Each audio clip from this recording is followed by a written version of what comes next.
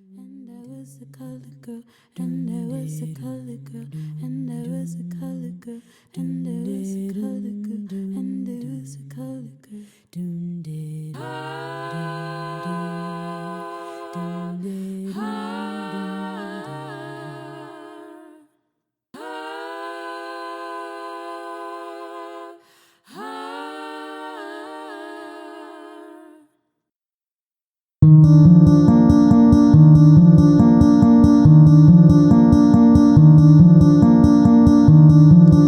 It's the blue light when we're out with our friends.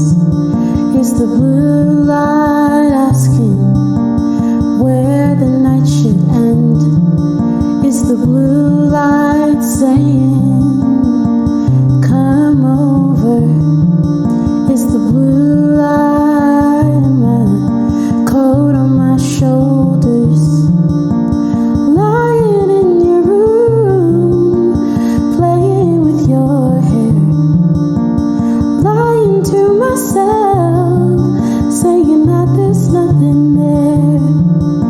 There's nothing that we share. No reason to care, no way of knowing where this is going. What are we doing here? What are we doing here? What are we doing here? What are we doing? It's the cold light of the moon when I'm walking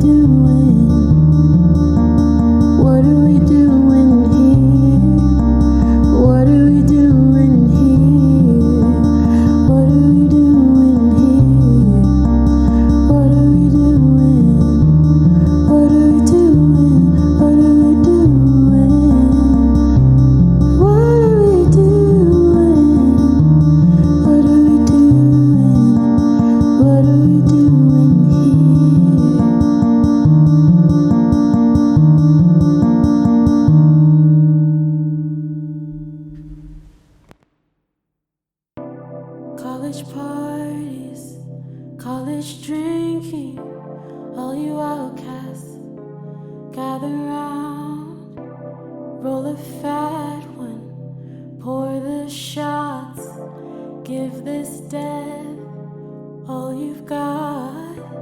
Let the liquor loosen your mouth, make a bow with friendly tongues.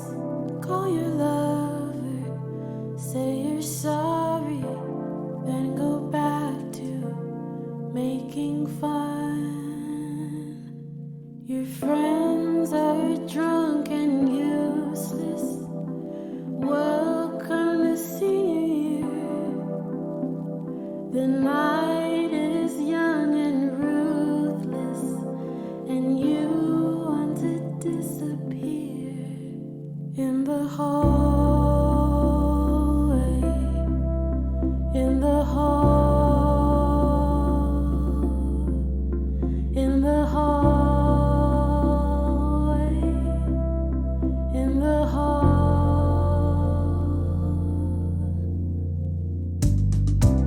You can hear them all around you, broken hearts and blushing sighs. Truth's a hard pill to swallow.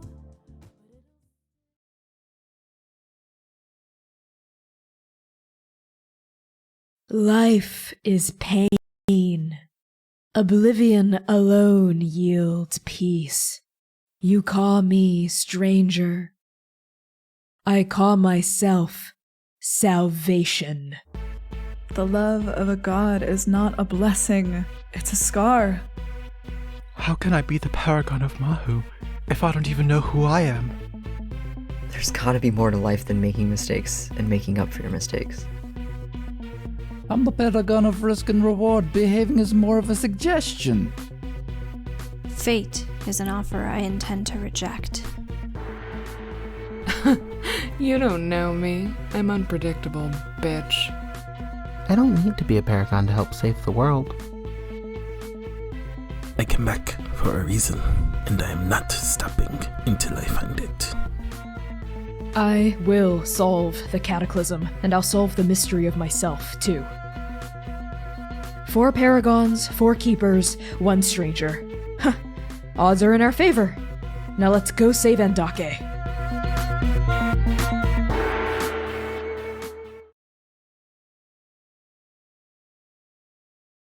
Content warnings for this episode include fantasy violence, death and killing, blood and bloodletting, trauma and grief, funerals and funeral rites, complex and complicated relationships, romance and flirting, references to sexual entanglements, cults, curses, and death of loved ones. Hello, everybody. It is so good, again, as always, weekly basis to see your digital, non-existent faces in the chat. Welcome to episode 11 of the Second Stranger, Transplanar RPG's main D&D campaign. We're here! Yay! We're past double digits right now. Episode 11, the first double-digit episode for the Dabathati party. I am your GM and creative producer, Connie. My pronouns are they, he, and she. You can find me on Twitter, Itch, TikTok, wherever, Ko-Fi, at by Connie Chong. That's BYCONNIECHANG. I'm gonna pass along introductions up and over to Quinn. Hi, hello, my name is Quinn. My pronouns are they, she. You can find me on Twitter at Quintastic_. I will be playing your resident, very tired grave cleric today, Sitlali Thornhart. They, she pronouns for them as well. And I'm gonna throw it to Dare. Hi, I'm the perpetually frozen statue known as Dare. She, they pronouns. Nia once as well, Faye Fair, all good. You can find me on most places at Dare to Dream RPG, DARE, the number 2, DREAM RPG. And I'm going to be playing Gentle, they, them, someone who maybe has a little too much love in their heart, actually. The person they have a little too much love in their heart for, maybe Hamna can take it from here. Yeah, okay.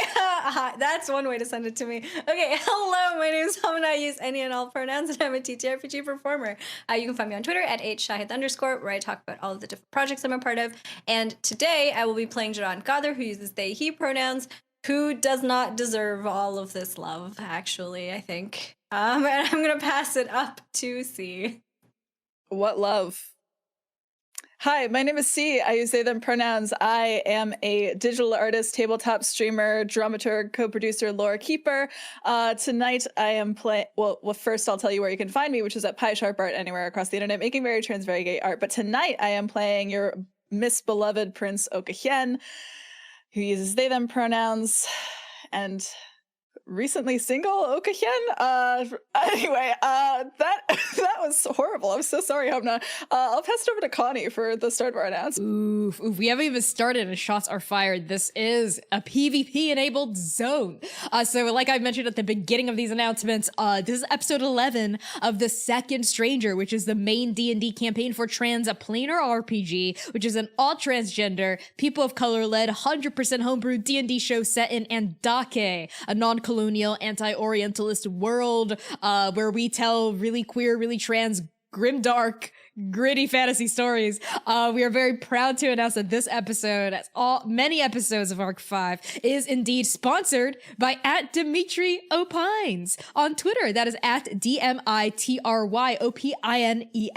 on Twitter, and his company Explain Trade, which is a negotiation skills training consultancy believing in the power of D&D and Transplanar's potential to grow, tell great stories, and lift up our community. Explain Trade, if you don't know what that means, trains negotiators for government, big companies. The governments might be big, who knows, NGOs, and offers e-learning courses for individuals looking to get a better deal from their boss. If that sounds like you, you're not alone, my friend. Check out explaintrade.com to level up your charisma score. C, why don't you tell folks about our podcast? We have one of those. Did you know? A podcast. It's great. Did you know? It's good. If you don't know, I've been telling you about it for ages now. Humna, how do you not know this? I swear, every Tuesday at the ass crack of dawn, our podcast hosts. Come on. There's something going on right now. I don't know what it is. But if you like it, you can leave us a 5-star rating on Apple Podcasts, Spotify, Podbean, wherever you pod your casts. And if you like us even more and want us to keep doing whatever this is, you can support us on Patreon, where you can get early access to us doing this, as well as bonus content, ARC booklets, all of the fucking sad playlist we've been making, monthly gaming nights, and cast Q&As. So love that for us. That's Connie. I would like to issue a formal apology to our audience who's watching this. Something's in the... I can feel it coming in the air tonight. Copyright strike. This is why no one likes Jerron.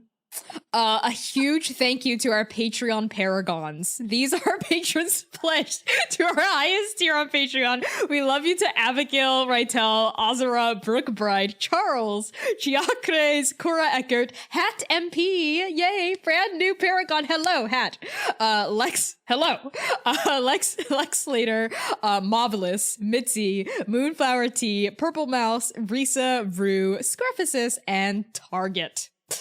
Dare, why don't you tell folks about the other ways you can support us? You know, I think if you've heard all of this and you're still here, I think you may want to throw us some money on occasion. For that, we have a donation goal and incentives for this stream. Donos are now going towards super fun bonus scenes. If we hit our goals, we will unlock very gay, very secret backstory scenes. So use the !donate command in chat to support our all-trans POC-led cast and keep this very clearly way too chaotic queer content alive. I'm gonna throw it over to Quinn with the recap.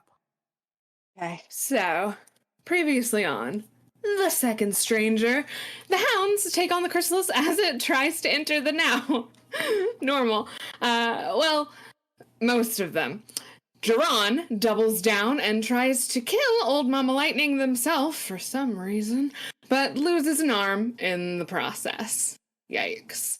Mental scales turn to stone as they punch the fuck out of the chrysalis, and Oka defends Sitlali from Adam as the latter tries to put it back with a banishment spell. Old Mama Lightning summons Vinosh to join her, but Vinosh refuses, claiming Oka as his vessel. Maybe a little vice versa, who knows? In the distraction, Adam stabs at Lolly. It's fine. But not before she completes the banishment and tears out a bed of Adam's hair. I'm sure that won't come into play later. Now, true nemesis, Adam discorporates into the nothing plane like the coward he is, and the battle is done. Oka isn't able to get Ravi up, and Old Mama Lightning takes her leave, still alive. The hounds get out of there as fast as possible, and Gentle gives a speech in lieu of Adam's departure. You don't need gods to be kind and help each other. In the secret garden, Oka and Sitlali talk a little cheeky necromancy before Jiran and Gentle return. The confrontation between the, lovers is, bleak. Oka nearly leaves but stops just short, and Dr. Luso appears on the dais. And that's what you missed last time. Hamna, tell us about the title, please.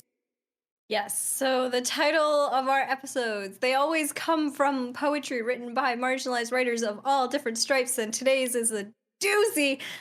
Today's episode title is Nightmaring Ex-Lovers from the poem Refusing Eurydice by Ladan Osman in the collection Exiles of Eden. I'm sure that doesn't mean anything. Okay, the full verse reads as follows. Am I dead? I asked. I slept so long, I went back to the place souls wait for their forms. In the schoolyard of my youth, a peer and an elder tried to exorcise my shadow spirit. They held me under my arms. I was puking sludge and nightmaring ex-lovers, sliding out the trash like chicken bones.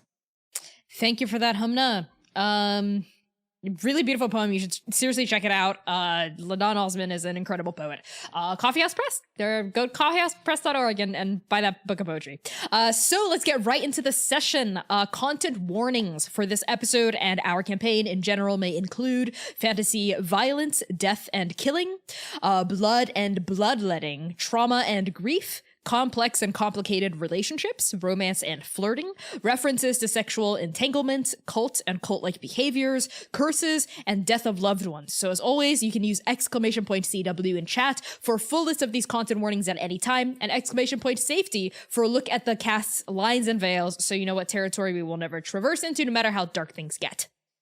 I'm also realizing now I forgot to say a haiku for our paragons. So on the cusp of the session, let me do a haiku for you all. 575. Okay. Dr. Aluso comes to the rescue of all. Can they save the day? There we go. There we go. And now let's get started. It's Raven 24. The Queen's Glory, as your calendar tells you, 4 days after mid-month. You brush your teeth and feed the chickens.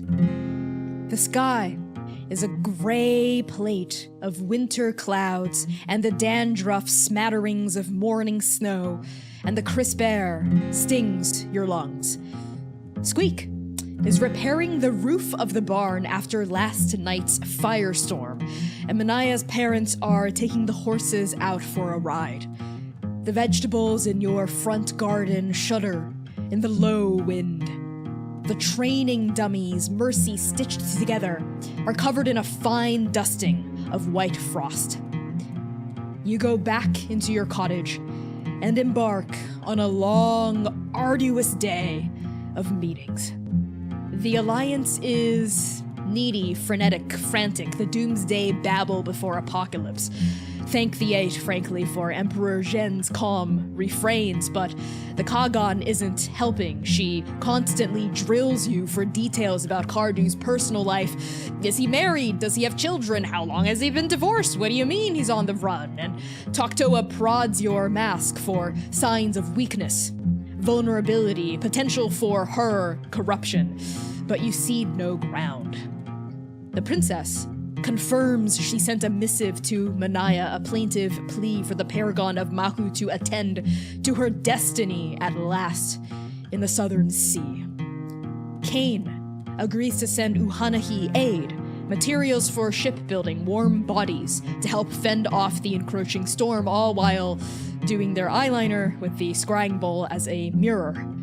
None of this is concerning, except Karishma Bataval's absence, which their aide nervously explains as a result of troubles caused by the chrysalis. In Dapathati, something about a conference. Troubles in the three-faced capital, sneers the Duchess rather icily, representative of the court here.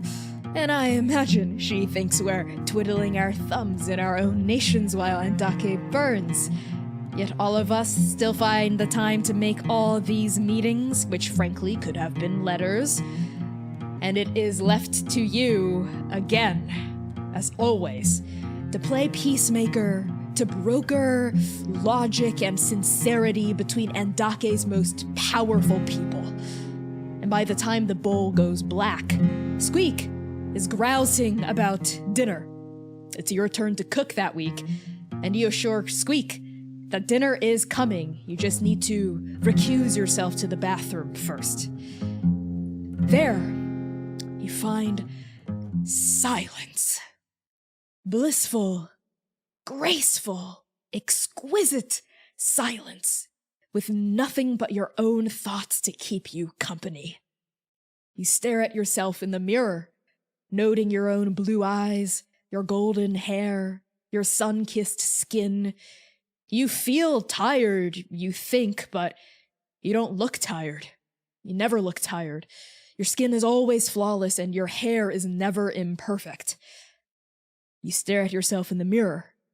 It's not a boast, it's just how it is, how it's always been, like you weren't born to make mistakes like everyone else, but to correct them. You stare at yourself in the mirror. You don't remember getting glasses. You've always had them. You stare at yourself in the mirror. You cook dinner. It's a stew, Kyrian in origin, all beef and lamb and slow-cooked onions that you use magic to expedite. You're whisking the berry compote to accompany the Nabalian sugar tart dessert when, through the fogged-up window of the kitchen to your left, you see the teleportation circle light up like a child's face on Adolin. And before you can even put down your saucepan, light swirls around you and you are transported poof, to Karishma Bataval's secret garden. And Oka, Jaran, Sitlali, Gentle, and Mercy, the five of you see whisking into existence upon this dais, Dr. Eluso. And now, we cut to later that evening.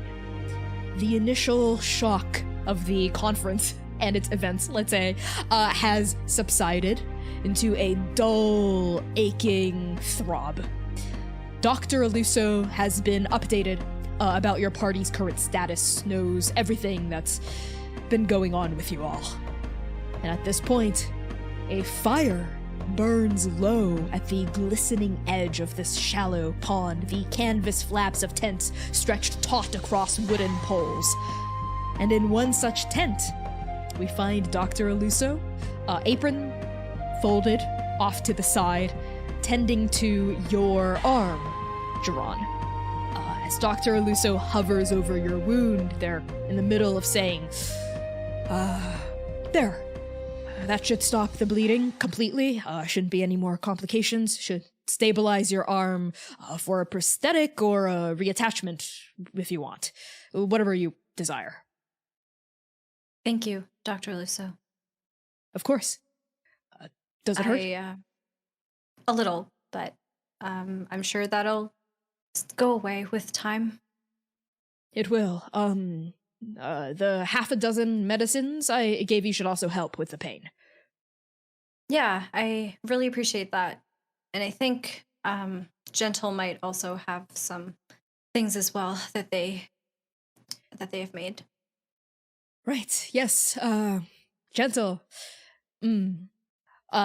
Speaking of your fellow hounds, how have they been dealing with, the news? Well, not the news, your actions. I don't know if I'm the right person to ask that question, Dr. Aluso. Why not? You're the one who did it.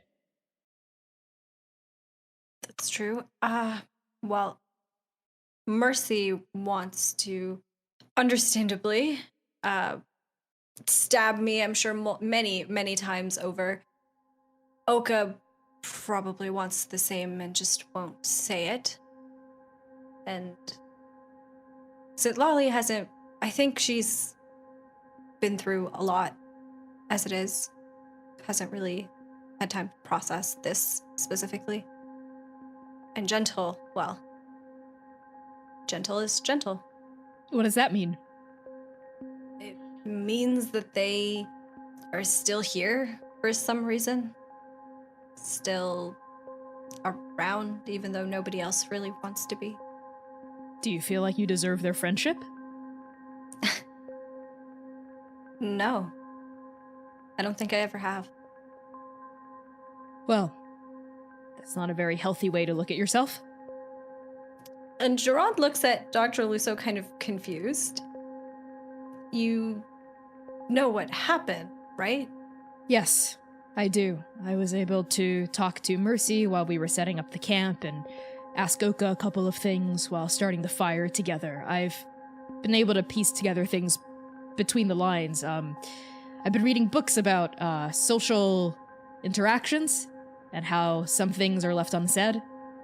And I figure there's a lot of that going on here right now. And, well, I'm good at observing, putting the pieces together, so to speak. Ravi is dead because of you. I think hearing that said so bluntly and so explicitly kind of takes Drawn back for a moment. Because I think this might be the first time actually that anybody has really said that out loud in that way. Yeah. I wasn't careful enough. And because of that, I killed Ravi. Dr. Luso pauses, right? I think maybe in like changing out the wrap on your wound. Pauses, right, as they're tightening it, and like they look up through their glasses at you. And you've interacted with Dr. Luso a few times. I mean, he stayed at their cottage for like over a week. You've had one-on-one interactions with them before when you were raiding their libraries. They've always been very friendly, very polite, a little off-putting sometimes with how blunt they can be. But I don't know if you've ever been in like close proximity with them in a serious conversation for this long. They look at you and their face is like completely unreadable. It's like the cover of a book in a language you don't understand. And they are sort of just peering at you through their glasses, and they go, "So, from your perspective, Jiran, Ravi is dead because you weren't careful enough. Because of your impulsivity. Is that what you think?" I mean, that's what happened, isn't it? I made a rash decision in the moment that I shouldn't have because I didn't know what else to do, and if I had just taken a step back, if I had just been more careful, she would still be alive. So you believe it is your methodology and not your objective that is erroneous? I don't think that I'm wrong for wanting to try to find an alternative for the Paragons. I want to find an alternative for the Paragons, Jiran. I have been trying for months now, ever since I put the pieces together about the prophecy, even while I had been withholding information from Strike Team B about the full ramifications of their Paragonhood. Even then, I was trying to find alternatives. I have been attempting. But the reason I've been so reticent with sharing my research with other people is because I'm not sure... Jiran, I'm not sure if we're on the same page about what it takes to defy destiny. What does it take, then? Accepting the fact that it might still happen anyway. Then why does it feel like no one is even entertaining another possibility? Sure, accepting their deaths as one outcome, that's one thing, but it doesn't feel like anybody else sees another way out or even wants to. Dr. Luso clears their throat and breaks eye contact with you to continue wrapping your wound, but they speak. Oka and I were able to check in a little, again, while tending to the fire. They mentioned the conversation they'd had with you before I zapped in here. Do you think they want to die? No. Do you think they've resigned to their fate? I do. I don't think they have. I think they're being pragmatic about their chances. But Oka doesn't want to die. And I don't want Oka to die. I don't want any of the Paragons to die. And I, Jiran, personally, I am all for alternative solutions here, but the reason why Oka isn't throwing themselves wing first into investigating the stranger's agent, let's say, in hopes of other way forward, is because they can't afford to nurture false hope or delusion. They can't. They have to be realistic about the possibility that despite all of our research, despite all of our attempts to dissuade the river of fate from churning onward, it might still churn onward. They've accepted that them dying is a possibility. You need to do that too. And if I can't? Then you will continue to make the same mistakes that killed Ravi. Jiran, I think, breaks eye contact with Dr. Aluso and just stares at his arm, the one that they've been working on. And it just kind of like serves, I think, in that moment as like a reminder, like a solidified reminder of what happened, of everything that he did. And he looks back up at Dr. Aluso. I never want to make that mistake ever again. I never want to see that look on Oka's face ever again. Then don't. I think that's more easily said than done. I can't help but feel partially responsible for what happened here today. I should have tried to dissuade you from this path more strongly while you were staying at my home. I don't have any solid leads about alternate solutions, Jiran, but I know for a fact that parlaying with the chrysalis, trying to seek answers from the stranger itself, is not the way. Those entities, those organizations only want one thing, and that is the destruction of Andake and our entire cultures, our peoples, our histories. I think perhaps the way to go is looking at Andake, looking at the past. There's so much we don't know about the First Stranger War, so much about the past Paragons that we have no clue about. I mean, they fought it. They fought the stranger. How did they defeat it? What weaknesses does it have? What does it want? From our perspective, from the first Paragons who survived, I think perhaps that is a more fruitful vein of inquiry to pursue, and I should have mentioned that to you earlier, should have dissuaded you stronger. I think Jiran, chuckles a little bit. Starting to sound gentle. But you're not wrong about that, I think. The first Paragons, you're right, they survived. And I guess I was just so caught up in the fact that they survived that I didn't think to question how. Just that they did, and that maybe it could happen again, that the Paragons could survive again. Maybe. It's worth looking into. I know from Dewey and his interactions with the Myriad that this was back in the court, mentioned I think in passing in a report to me by Oka, or I forget exactly how I know this. All information blends together for me after a certain point. But the Myriad mentioned something about a tapestry in Morose, a tapestry that is a fully woven account of the First Stranger War. You're Morosi, you know? You know how to interpret your own cloths? Yes. After Dabathati, going up north to look for that tapestry might not be a fruitless endeavor. That actually... You said you had no leads, but Dr. Aluso, you've been holding out on us. Oh, wow. Well, intelligence is retaining information. Wisdom is knowing what information is important to retain. Sometimes I stumble between the two. But this event has put some things into perspective for me. There you go. He puts on the final, finishing touches on your wound. They start to straighten up. As they do, they go, oh, one last thing before I, let you have some privacy. Jiran, again, reading between the lines, Oka, Sitlali, Gentle, Mercy, what they were saying about you, there were a couple of mentions of you being particularly distracted, behaving oddly, and Dr. Lucy just sort of, trails off and, waits for you to respond.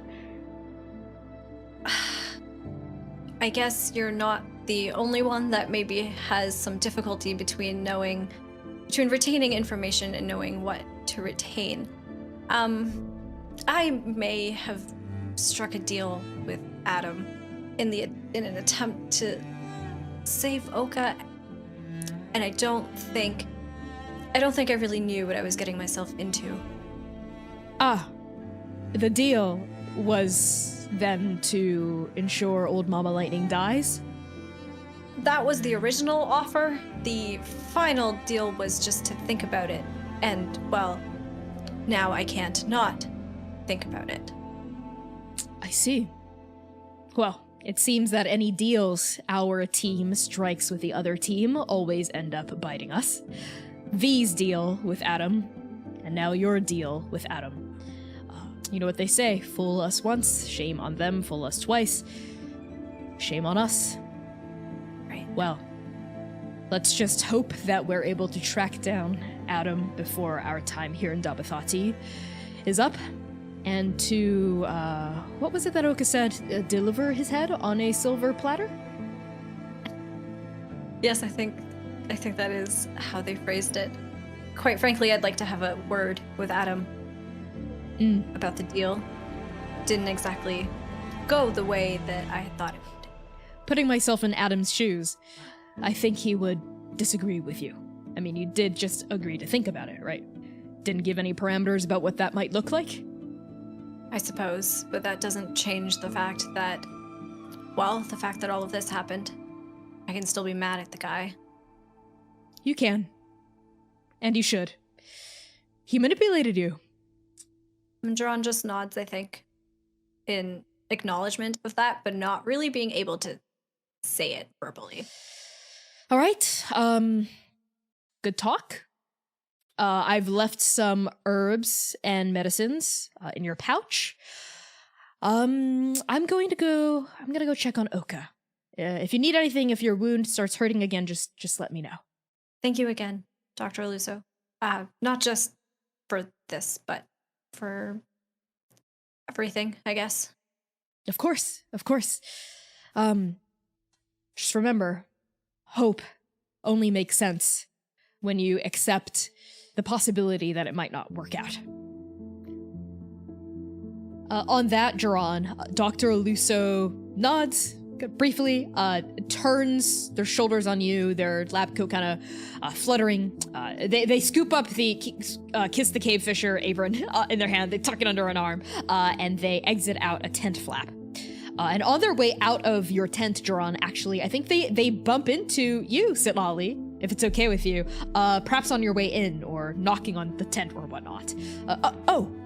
Sitlali, I'm all finished up with Jiran. They're all yours. How are they doing?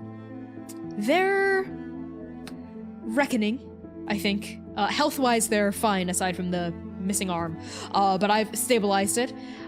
Psychologically, I think they're in quite a dark place, but I hope they'll be able to get out of it soon. We had a good talk, I think. Good. How are you? I heard about the whole kidnapping situation.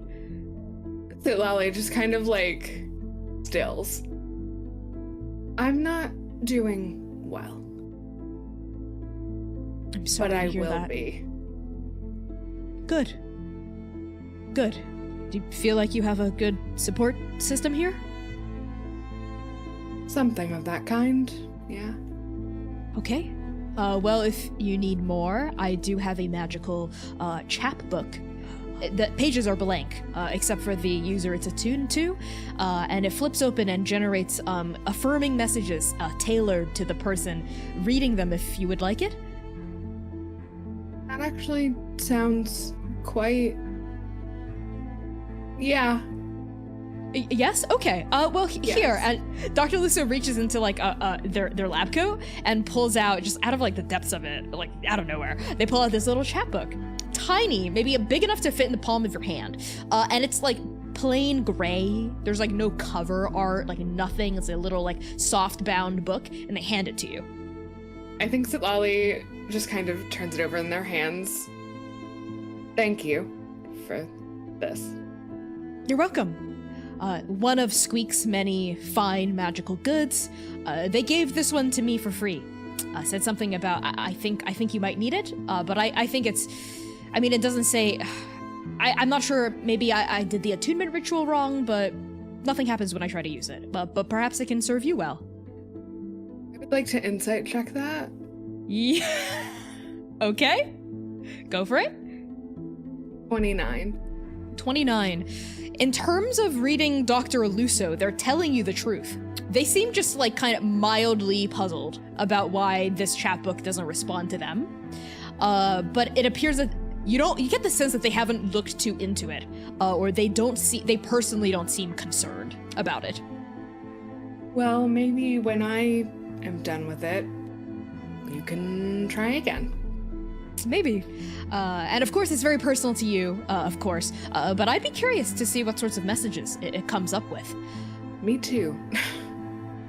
All right, well... And I think they do chuckle at that. I think it's the first time they kind of crack a smile. Like a little one, but... Aww, I love that, yeah. Dr. Lisa, smiles back at you, like nods, and like steps out of your way and allows you to go into Duran's tent if you so choose, Sitlali. Yeah, I think they hesitate at the flap, grasp it very intentionally, and a ripple of pink goes over the tent as they enter and cast silence. And I think Sitlali just kind of stands at the opening for a second and this is the first time I think Sitlali has turned her attention onto Duran since before getting kidnapped. Since the fight. Right. Oh my god, I almost forgot about that because of everything else that's happened. I guess that's also still unresolved. A bitch never forgets. Oh. Okay. A ripple of magic tightens over the threads of the tent. And as soon as you step in, it's sort of like entering like a muffled dome as the flap ripples shut behind you. Duran, I think, notices the light first and looks up, recognizing it as Sitlali's magic, I'm sure. And as she walks in, they just they look tired. They look just tired. And they look up at Sitlali. Sitlali, if you're here to yell at me, Oka already did that. Sitlali walks over. They're leaning more heavily on their cane than she normally does, and just kind of sits. And is quiet for a minute. And then, without really looking at you, Duran, just kind of, I'm a little tapped today, but maybe tomorrow if you want me to see if I can get that arm back for you, I might be able to swing it. Duran takes a look at his arm, kind of turns it over a little bit, examining the wrappings that Dr. Lusso put on it, and then looks back up at Sitlali. No. Thank you, but no. I don't think it would be wise to forget the consequences of what happened like that.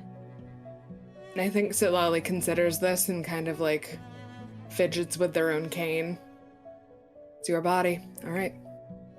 How are you? If I'm allowed to ask. You're not. Not yet. So you talk to him. Adam? They nod. He found me in the basement of the Chrysalis. I was looking for information for, I don't know, some sort of plans, anything. And he found me. What did he promise you?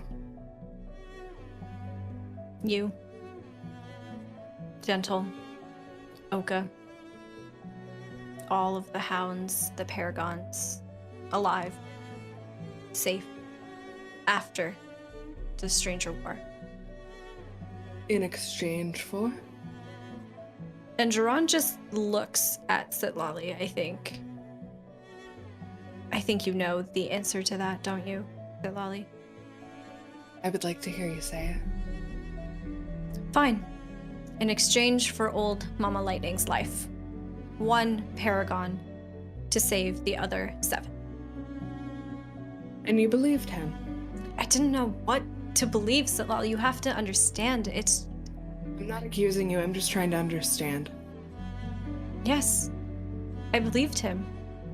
I don't understand how this whole prophecy, how this whole fate thing works exactly, but clearly there's a way to change it.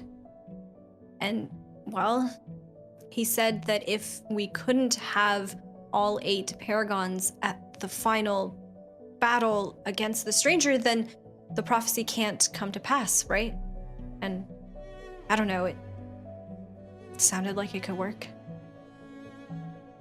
Sitlali considers this, then kind of sets their cane off to one side and leans in closer to you. Is Ravi the first person you've killed, Duran? Duran flinches, I think, at Sitlali getting closer before she even speaks. And upon hearing the question, he can't look at her. I suppose that depends on who you ask. I know you didn't mean to. I know Adam got in your head. I still did, though, and it could have been Oka, Sitlali. That's the worst part. I know it was supposed to be Oka on whatever Adam did to me. I know it was supposed to be Oka. But it wasn't. But it could have been. But it wasn't, and it's done. Listen, do you think I want to lose them? Do you think I want to lose Rev? Do you think I want to lose any of them? Do you think that I think it's fair that prophecy says that they should all die? Do you think that I don't care? Do you think that I am not constantly wondering what if we could save them? Because I am constantly wondering what if we could save them, but I also know that maybe we won't. And maybe this is their last 8 months on this plane of existence, or any plane of existence. And maybe, instead of spending those 8 months trying to find a way to cheat death, maybe we at least make it nice for them. We make those 8 months the best fucking 8 months we can make them. And we hope that it isn't the last 8 months. 8 months with a monster isn't exactly 8 months well spent, Sitlali. Who are you casting as the monster in this situation? Take a guess. You're not a monster, Duran. Everybody fucks up. Do you remember what I did at the court? That was different. You had that thing inside of you. How was it different from Adam? Wasn't it just telling me what I wanted to hear? So how did you get out? had some pretty cool friends who didn't leave me after I made a total ass of myself. Wouldn't say a total ass. Duran, I committed so many sacrileges that day. That's not the point. This isn't about me. This is about you. I killed their mentor, Sitlali. The person that took care of them all of those years. I don't know how I am ever going to make up for that. What you did to yourself. But I hurt other people, Sitlali. You did. Can you make me a promise? I'm a little wary of promises right now, Sitlali. And I'm a little tapped for magic right now, even if I wanted to. What is it? No secrets. As someone who has spent the last 7 years keeping secrets, I don't think you want to spend the next 8 months plus keeping secrets from the people you love. When I did it, I got them killed. And Duran is taken aback by that admission, because I don't think that this is information that they've ever heard before. No. You didn't kill anyone at the court, Sitlali. I mean, you certainly tried to kill Rev, but she's still, well, not alive, but she's still here. I killed my first lover after I left the court. You what? It was an accident, but I killed them. What happened?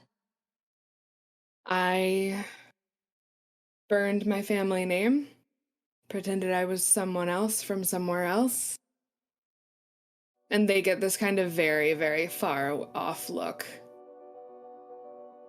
Pretend I wasn't a cleric, because I didn't want to be at the time, but some things just kind of stick with you, old habits.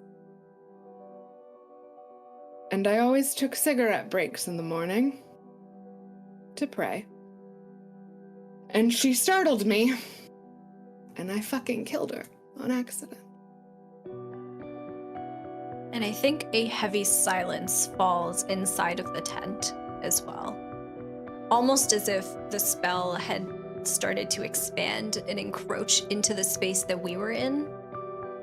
And Duran looks at Sitlali with this soft expression, this expression of understanding.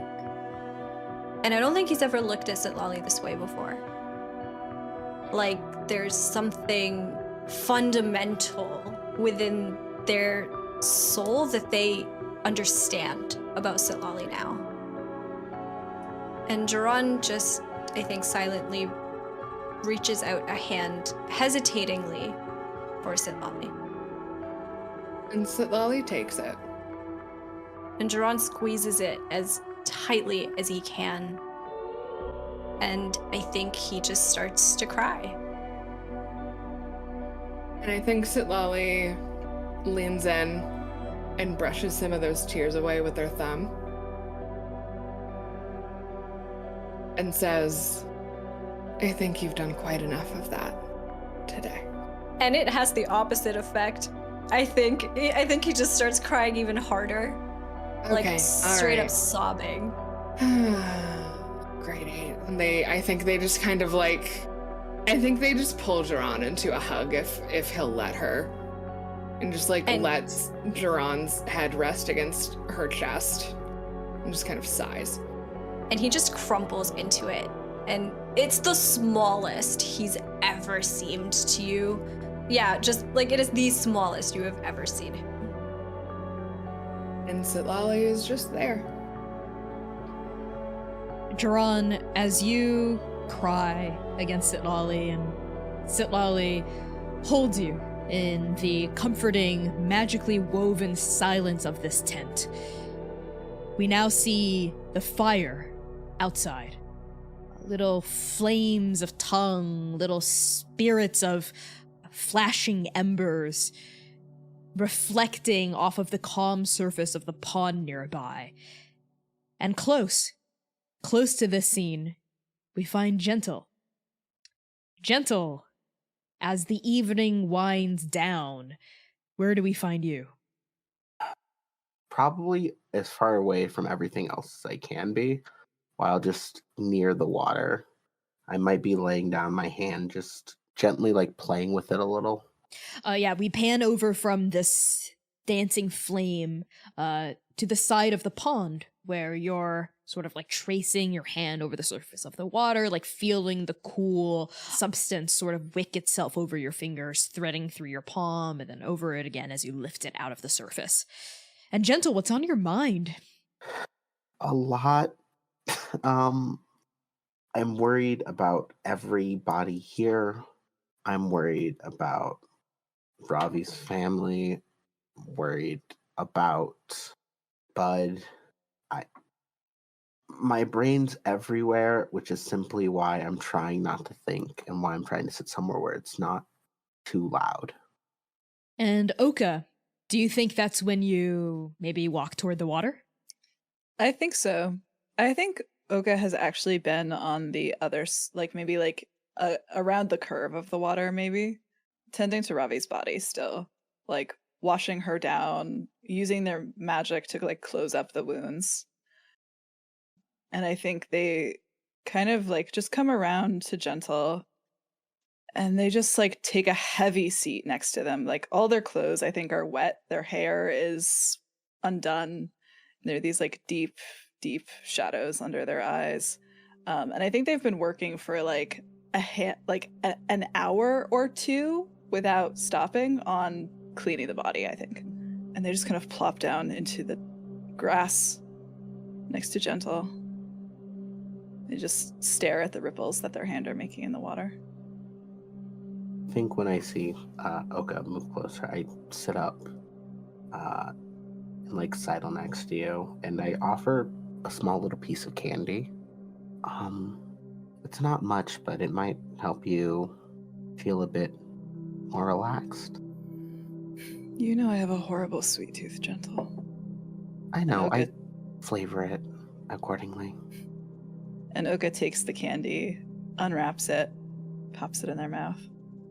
And I think they like is a few seconds of silence before there's a loud crack as they just bite into it way too fast. It's meant more to last longer. I made more. You're too good to us, Gentle. No, I'm just your guys' friend. And I think Oka actually, if Gentle allows it, just like leans into maybe where their shoulders have kind of been touching, and I think just lays their head down on Gentle's shoulder. Their hair is kind of like wet. I missed you a lot. I missed you a lot too. It wasn't easy seeing everyone being so torn up without you. It wasn't easy coming back and seeing it. But what about you? Talk about everyone else being torn up. You miss me at all? And they kind of just lean against you a little harder. I mean, of course. I mean, obviously, it's really hard to think about how I felt during all of that. Why? How you feel is important. I think Gentle just kind of looks down for a second, grappling with words they're not certain of. And I think Oka like leans their head off of Gentle's shoulder at the lack of response and kind of like fixes them with a look. You know that, right? Did you not know that? I mean, I understand I should, but everyone's problems always seem so much more present and bigger and important. So I kind of worry about mine later. You know, I lived a long time as a ghost. At least that's how I thought of myself. And when you live like that, you are secondary, even in your own mind. You're not a ghost, Gentle. Bad word to describe how I feel a lot, though. I mean, I spent so long not even like showing my face to anyone, and it was easy. It was really easy. And I helped people. It was nice, at least to help people. Sometimes I think the only reason I'm still doing this is because I want to see you smile. I want to see you help people, Gentle, but please. Sometimes ghost is the only thing you can call yourself, but I see you. And everyone else here does too, even though we're all at each other's throats constantly. You're my family. I think at that, Gentle, their eyes begin to well up a little bit. And they won't say anything about it, but they'll just nod. You're my family too. Do you want to see something? Gentle nods. And Oka kind of shuffles around in their pack and their clothes and their stuff, and from their bag brings out a handful of what look like mouse bones. A long time ago, a mouse got into my pack, and I think it had the time of its life before it died, to be totally honest. I didn't have rations for like a week. It's fine. And Oka kind of sets the bones down on the grass between them, and they tilt their head a little bit, and they get this look of concentration, which I think draws like a little bit of sweat. But I'm gonna use Raise Dead to animate these here bones. And I think the bones like start to shake a little bit, and then they like kind of click back together. And the mouse kind of like, it's a little jerky because they're not really good at manipulating bone yet. And the mouse like kind of stands up and it starts to do this awkward little like dance back and forth. And Oka's there just kind of like moving their hand back and forth. Even ghosts can be beautiful, Gentle. Look. Bones still dance after death. I think if you'll let me, Gentle just sort of shrinks into Oka and like kind of cries a little bit and just says, "Thank you." You're welcome. What I said in the pits is still true. We can do this. We're gonna save Andake and make everything better for all of us. I know you will. And I think for some time, the mouse bones they like dance a bit until I think Oka kind of just loses control of the spell and they just go doop, doop, doop, doop, doop, doop, doop. And then they just like spend some time petting Gentle's hair for like a little while. Oka and Gentle, the fire sputtering near the two of your conversation begins to die down, right? And we like hold on this fire as hours pass. We see like the wood sort of collapse in on itself. Mercy's strong leather boots sort of walk nearby as she like drops more logs onto the fire. Dr. Lusso also comes by, prods it with a stick, blows some air on it, keeps the fire going. As darkness grows deeper around the confines of this secret garden.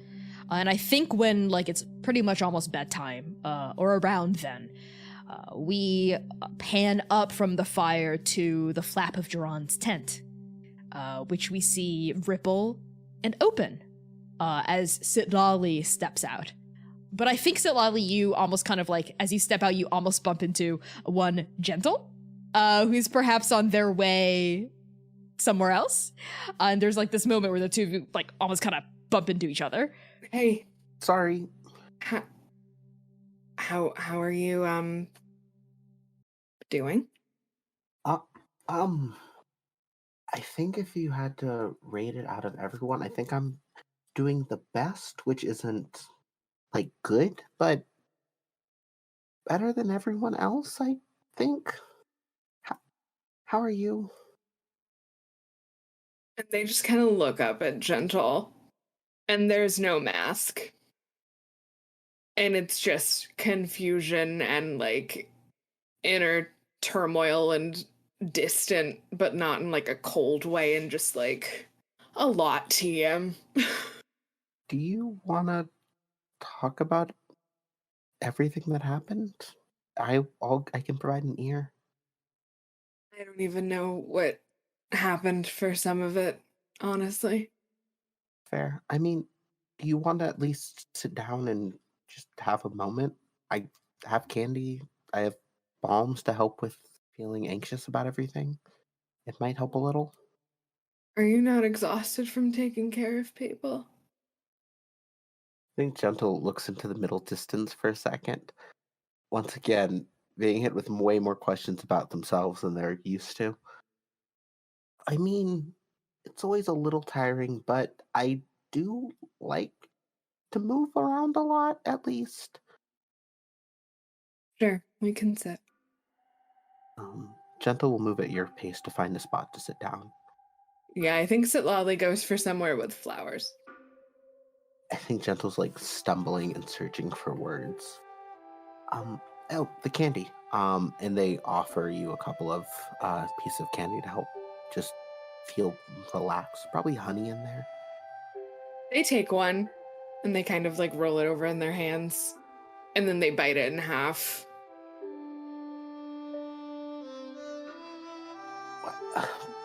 Why does everyone do that? Was I not supposed to? No. I'm sorry. No, it's fine. The noise, it's not great, but it's okay. It's just the center part. Like it's all good, but like the center part is like really good, you know? And like. No, I understand. Well, and like Gentle reaches into their pouch and gives you like 5 more. I'm just, I'm not patient with the tea, and it's. No, I don't know how you do it. Well, when everything's really loud or moves really fast, he gives me moments of quiet contemplation to just get my thoughts in order. I don't like a lot of noise. What is it like for your thoughts to not be nightmarish all the time? Or are they nightmarish all the time and you just don't tell anybody? I don't know if nightmare is the best word, but I always feel like I'm running. Just things always feel really, and I think Gentle is like just stumbling over their words a lot because they haven't had to like articulate this super well before. Whenever things get really stressful or move really fast, it gets hard to think or hear or focus a lot. It's why I like to sit in the back or have a mask on, or it gives me stuff to sort of like cancel out some of everything. Because I'm always thinking a lot and worrying a lot about everyone. So it's nice to not sometimes, and that's why making tea helps. In fact, if you want, we can make some tea now just to have some quiet moments to just breathe and think and relax. Sure. I don't know if I'll be any good at it, though. Everyone's got to start somewhere. And I think Gentle's like attitude picks back up when like making tea is happening. Do you have a flavor you'd prefer? What was that one you showed me? It was like kind of smoky, but kind of not at the same time. Oh yeah. I think I made that blend with you in mind. Oh, and really? Yeah, I make different blends for every hound. Oh, that makes sense. Yeah. Well, yeah. I mean, it's each one. I think complements, at least from what I've noticed, ways to help you relax more, and like just certain flavors and that I think you'd enjoy. I mean, and of course, you can always tell me if there's something about it you don't like, so I can change it. And Gentle starts talking faster and faster before they're like catching themselves. No, don't change anything. You're perfect. I mean, it's perfect. The tea's perfect. Okay. And I think while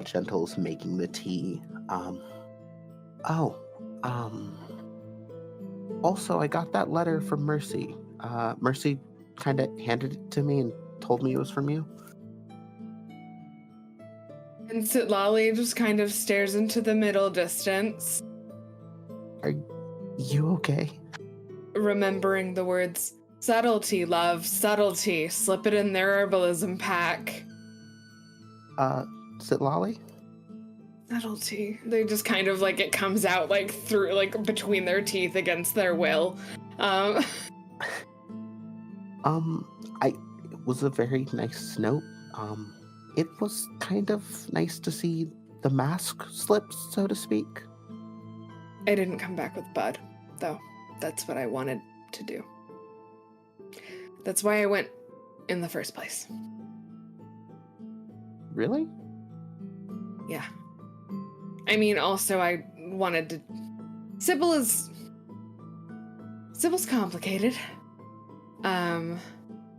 But more than I wanted to see Sybil, I wanted to get Bud back from Sybil. Like I said, allies, flattery, pretty words. I mean, it kind of worked, didn't really work. It was a complicated time. You don't need to hear about it. We did get old Mama Lightning back to them, so I think our chances are pretty good. And I certainly held up my end of the bargain for Sybil, so... Yeah, I hope. And I had faith in you. I mean, I also talked to the people after everyone left for a second. So maybe some people may quit. I don't know. You talked to the crowd? Yeah. Did you give them a code name? I didn't. So Mercy and I came up with code names, and mine was Brutal, and I don't think Brutal would have really worked for the speech I gave. So I kind of just said, I mean, and like Gentle, like no, maybe no one would believe someone's really named Gentle, and then I kind of disappeared on the wind. Lolly has their head in one of their hands and is just like, I am going to sit every one of you down for subtlety training at some point. We need to go over espionage. I keep saying we need code names and we need lists of X's and people who are going to, I don't understand why. It's fine. I'm sure you did great. Gentle. I'm sure it was great. It was kind of like this, a little like the speech I gave at the dinner. And at least in terms of the other things, like the X list would be really short for me, so it's fine. Does anyone catch your fancy? What do you mean?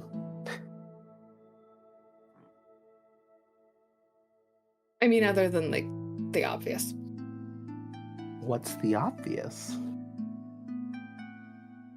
I mean, I guess that's presumptuous of me.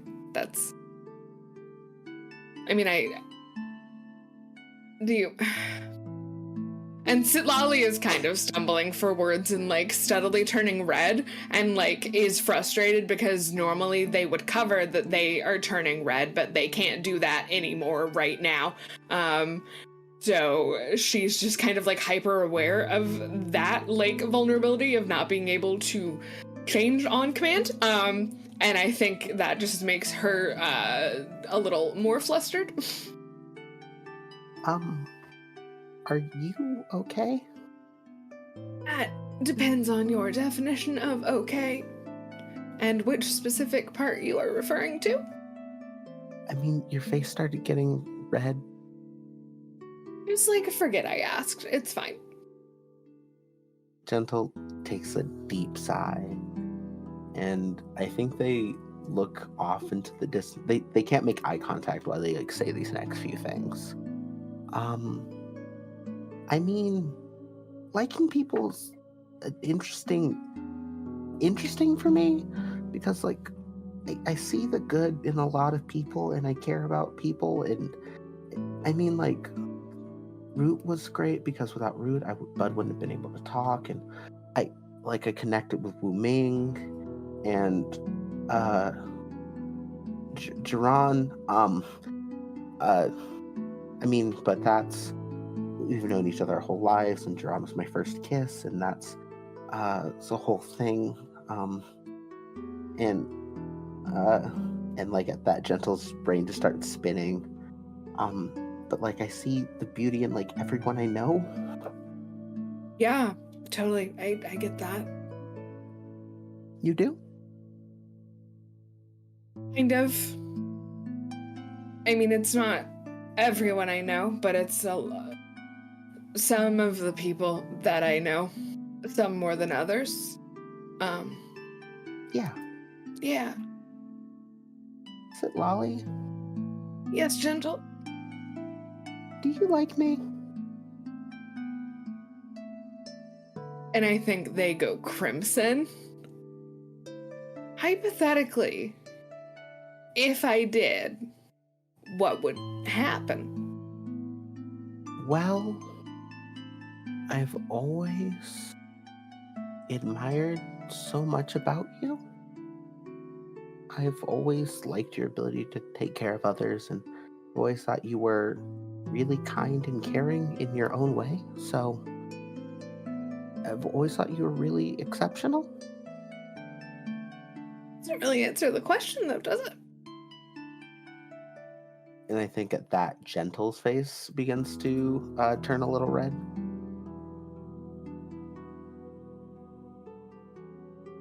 I like you too. But, I mean, never like thought about what would happen, because I don't think about things that I want to happen often. Hypothetically, if I kissed you right now, would that be good for you? Hypothetically. Hypothetically, on the cheek would be very nice right now. And Sitlali turns and slowly just kind of like inches closer and gives Gentle a nice long peck on the cheek. And then just kind of rests their head against their shoulder. Sit there for as long as we can, I think.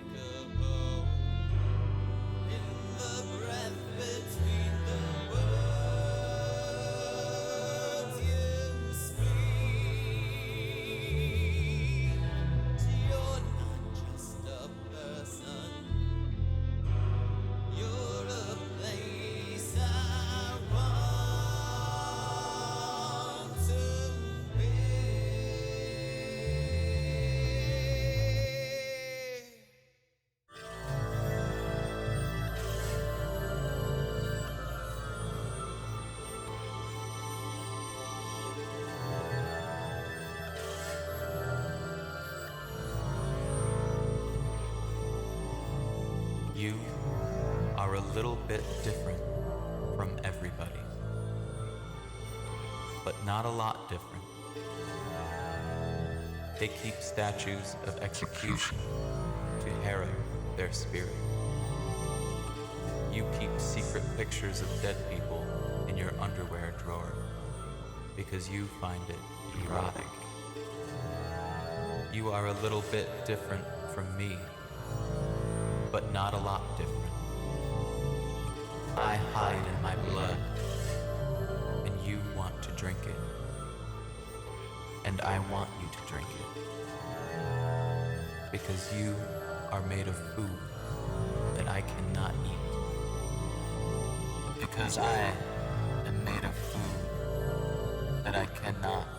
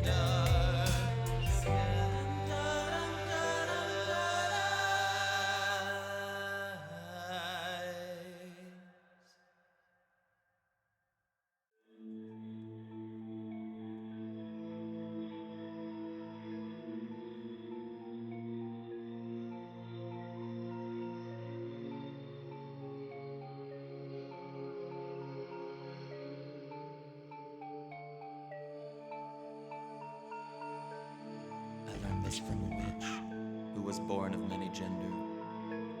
I learned to see a light I learned to watch it glitter. I learned a secret from the light. I learned to watch it dancing. I learned to swallow light, to illuminate my darkness. I learned to feel love when I look upon my dark things. I learned this from a witch who was born of many genders. I learned to see a light. I learned to watch it glitter. I learned a secret from the light. I learned to watch it dancing. I learned to swallow light, to illuminate my darkness. I learned to feel love when I look upon my dark things. I learned this from a witch who was born of many genders. I learned to see a light. I learned to watch it glitter. I learned a secret from the light. I learned to watch it.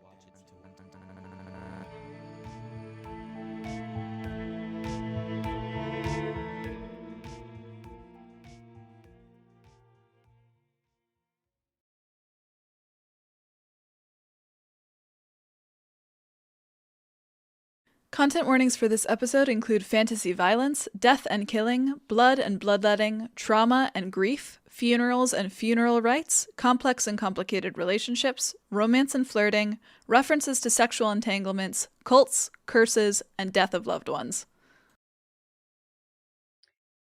Oka, I think we find you keeping vigil while everyone else at camp take care of their wounds, tend, right, to their vulnerabilities. You, Oka, I think we find you staying up. Where are you and what are you doing even as the fire burns low and darkness paints the sky black?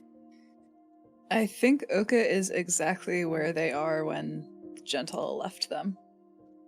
They're sitting on the edge of the pond. I think they have taken their shoes off and their feet are in the water. And they're just sitting there. Quiet. I think Dr. Luso comes over for a little while. Mercy comes over for a little while. Dr. Luso comes back for a little while. But Oka stays there all night. You are noticing the first gray fingers of a tentative winter dawn begin to creep over the horizon. You surmise perhaps it's not even 5 or 6 a.m. at this point. You feel exhausted, body, mind, and soul. A divine triptych of tiredness hanging heavy on every nerve of your being. And that's when I think a noise from Sitlali's tent rouses you. And Sitlali, you're having a nightmare. Darkness, emptiness, vacuous space. A man's sour, condescending laugh, sharp pain on your mouth, magic hemorrhaging off of every pore of your body, and then you awaken. I think Sitlali kind of sits up with a gasp and a yelp, and Mercy's beside them, but Mercy is a notoriously heavy sleeper, and they just kind of jerk around for a second, not sure where they are, wondering if there are eyes on them. There aren't.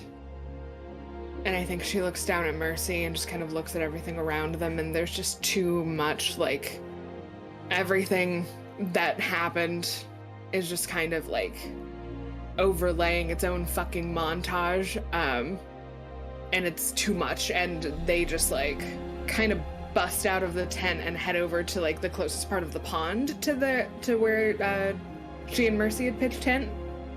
And Oka can probably see this, and Sitlali looks like a wild animal. You've never seen this amount of, raw fear, I think. Primal. And I think she's doing her best to be quiet, because at the same time, hyper aware that there are other people in this space. And then I think she throws herself headfirst into the pond, and once her head is completely under, just fucking screams into the water. I think maybe the next thing that Sitlali feels are 2 really solid hands on either of their shoulders. As Oka, I think also now knee deep, because I imagine the pond is not very deep, just lifting them up So, Lolly? Hey, it's me. It's me. I think at first they fight you a little bit, and then she whips around to look and sees that it is you, and those wild eyes kind of like lock with yours. And she just kind of sags in your grip, panting and sputtering a little because that was unpleasant. What day is it? Almost Raven 25. 25. It was 21 when I left, and how? 3 days. So, Lolly, 3 days. 3 days. So, but you're here now. Right. You were here for 24. We're at 25 now. Right. Just like you should be. Yeah. Okay. And Oka gets this. I mean, their face, they're too tired to hide the concern in their face, I think. And their like double pupiled eyes just kind of like flick all over Sitlolly's face and don't really know where to land. They have like both of their hands on her shoulders and then just kind of reach up and like start to tuck some of the like wet strands of hair back away from their face. Okay. I came to get you, remember? Right. Yeah.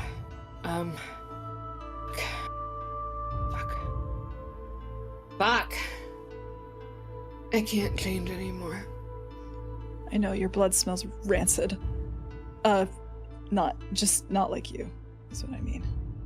You took it. And Oka gets this like other expression that I think is like the schooling of a god, right? Like pushing Vanash down so that he doesn't even come out because there's the low roil of rage that just kind of like sparks up in their gut. They just push that down. I had already promised his head on a silver platter, but I promise you, Sitlolly, make him fucking pay for what he did. Like to help with that? I think you should be able to do the honors. I think I'd like that. Maybe a little too much, and I don't think I care. I think I maybe liked killing the Paragon Killer a little bit too much myself. We're monster hunters, Sitlolly. Remember? It's what we do. He's maybe the most dangerous monster we've ever met. Yeah. I think he is. But it wasn't all him. I was stupid. I walked into it. We've all been stupid. Yeah, did your stupid get you landed in the nothing plane? No, but it might someday. But I know you'll be there to pull me out. Always. Because you make a damn good second, Sitlolly. Fuck's sake. And Oka, I think, kind of finally like releases your shoulders and like goes back and like kind of sloshes through the water again and sits back on the shore. Although it kind of is an obvious invitation for Sitlolly to join. I think Sitlolly is like visibly taken aback at that, but then follows and goes to sit. And I think just wordlessly, Oka takes out their shitty little cigarette box. They take one for themselves. There hasn't been tobacco in these for months. It's just calm down herbs. Not as good as Gentles, but they offer one. She takes it. But at the mention of Gentle, like, her cheeks go a little pink. Why did you sleep with Duran? Which time? At that, I think Oka coughs on the cigarette smoke.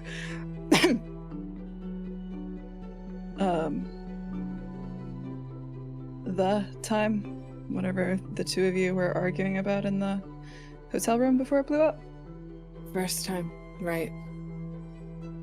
Look, I shouldn't have done what I did. Oka, I know that. You know that. We all know that. Fuck. I was lonely. And Duran has always had this fucking something about them. Yeah, I know. It's fucking infuriating. It's so obnoxious, and I cannot figure out what it is. But he was there, and I've always and I said, who do you want me to be? And I let them make that choice. I wish you didn't. I wish I didn't too. It's good to be loved, Silali.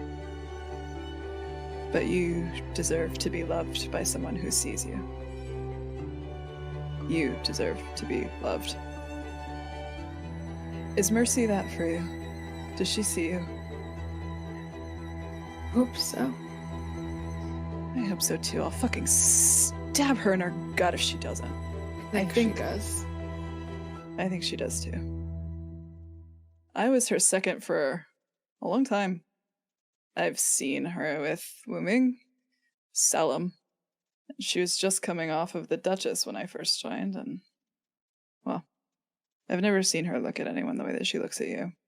And at first it annoyed me, it bothered me, but I think it's because I just didn't know. You deserve better than to be one of her exes.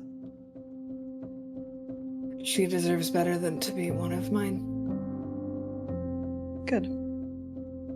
Why do you think I'm always on her about that list? Oh. Well, I could help you piece together what I know. Did we miss anyone? Did she forget any other ones? Because she forgot Wu Ming, and I don't know how. I don't know either. Wu Ming was her second. Granted, for like 2 months when I pissed her off really bad and she demoted me, but it was, again, just to piss me off. I have a list of my own. It's not as long, but I think most of them are dead. So there is that. But I have a list of every single one-night stand, every single relationship, every single person who could potentially become a problem.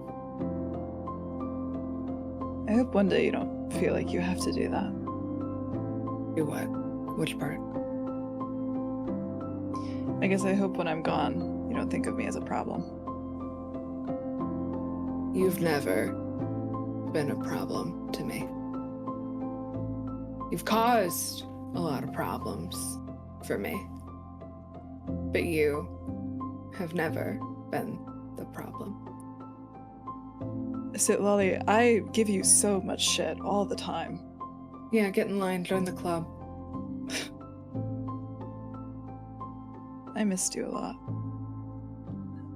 You know, I tried to tell Mercy any date with a morally reprehensible ex that lasts over 18 hours. Problem. Yeah, the date did not last that long. They got me right outside of Sybil's. Sun hadn't even finished coming up. I don't know if it ever would have. Not until the stranger's gone. Do you notice that the gray gets lighter still? Yeah. Kinda like a ghost. The morning dawns upon the camp, slow and easy and cold, and carries with it a light dusting of snow. Snow filters down through the cracks in the stone ceiling of Dabathati. Snow rhymes and frosts across the various bristling rock stalactites, falls down in welcome plumes on the roofs of mercantile shops, the heads of early morning merchants taking their wares out onto the street. And as the light grows lighter, the camp of the hounds begins to bustle. I think it's Dr. Luso first who sort of steps out from Oka's tent where they were sleeping in to approach you, Oka, and Sitlali as you're sat next to each other by the edge of the pond, Ravi's body nearby. Dr. Luso smiles politely at you, Sitlali, pulls you aside briefly, Oka, for a word, I think. Sort of like maybe huddled like by the pond, they mention something to you about, good morning, Oka, about Ravi's, body and the the burial. You said something about a temple in the scrublands? The Temple of Thizmoon. Yes. Well, I was quite tired last night, but I haven't used my magic in quite some time, so I have a lot of reserves to draw upon. I think I can teleport us, there and back. Probably before mid-afternoon. I think it's... And they kind of like look back, and their words don't really sound like they mean it. I think it's time. Very well. Great. I think I know the sigil for the teleportation dais in the scrublands. So just give me a few minutes to set that up, and feel free to invite whichever of the hounds you think would be appropriate to invite to this event. Or not. Your decision. Oka nods. I think they head toward the tent where I think Mercy is sleeping, since Sitlali is up already. And since they know Sitlali is up and not in there, I think they just like open the tent flap and kind of kick Mercy's leg. Mercy. Mercy. Wake up. Shut up. I'm trying to sleep. It's been a long day yesterday. Mercy? What? I need you.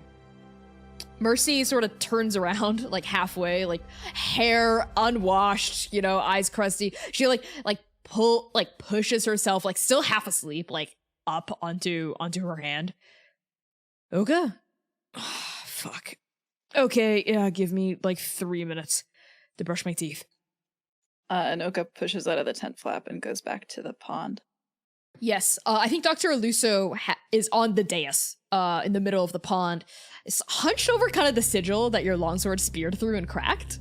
And their hands are sort of hovering over the broken sigil, the broken rune. You see that their fingers are sort of ensconced in this like glowing blue light, as they like repair the sigil, right? And they're sort of like muttering to themselves, I think in like an arcane form of Talamadi.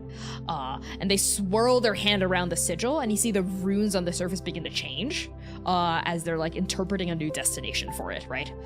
And Mercy actually comes out of the tent kind of fast. Like, it hasn't been 3 minutes, and she already looks like she's like halfway put together. Like, her face is clean, like she's like got her hair up, right? She like has like a toothbrush in her mouth that she just sort of spits like out like into the pond, and like tosses the toothbrush like back into her, I think into her shirt.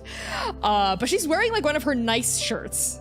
You know what I mean? Like the unripped tunic. How with, nice like, no is it? stains. There's a toothbrush in it, Connie. How nice could it be? It's where all of her toiletries are kept, which is why it's the cleanest shirt she has. She like tucks some floss back into a front, breast pocket. She's got her nice pants on, the ones that aren't caked with shit and mud and blood, like around the calves. And she's got her nice boots on too.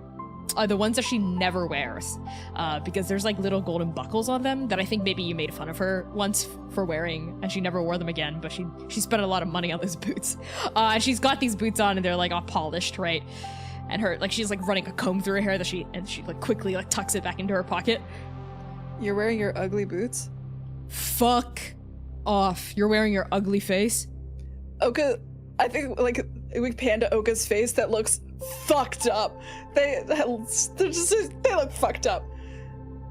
Shut up. Sorry. Gods, I don't like kicking people when they're down. That was a low blow from me. Come here, kid. And she actually steps forward and gruffly one shoulder hugs you, like from the side. Oka just kind of takes it. And when they pull away, they head over, I think, to where Sitlali is still by the pond, puts a like gentle hand on their shoulder and is like, we'll be back by noon.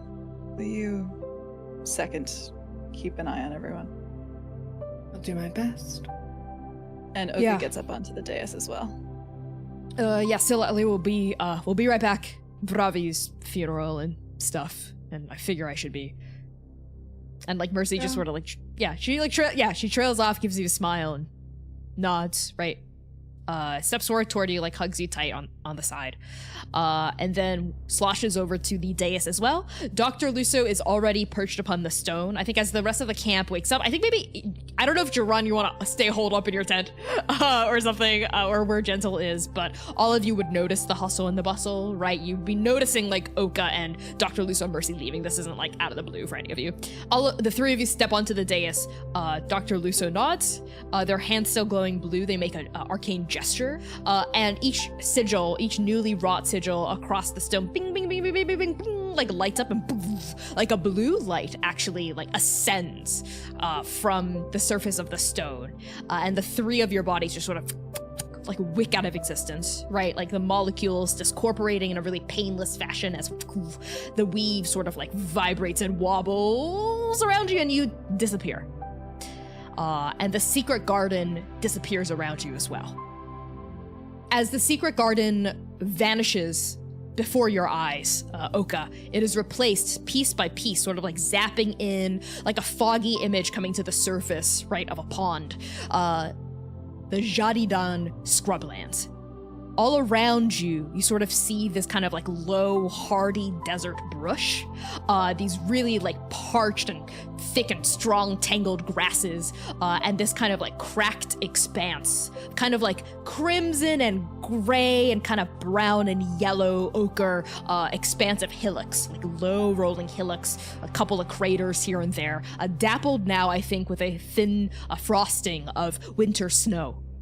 It appears that it's snowing for a wide swath of the Republic, at least from Dabathati southward to where you are here. Quite a big part of the Republic.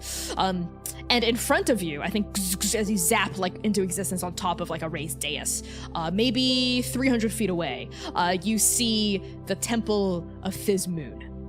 It is a massive complex, all sprawling brick and crumbled plaster, kind of like it used to be a magnificent fortress that was maybe like several miles large, that's gone to seed.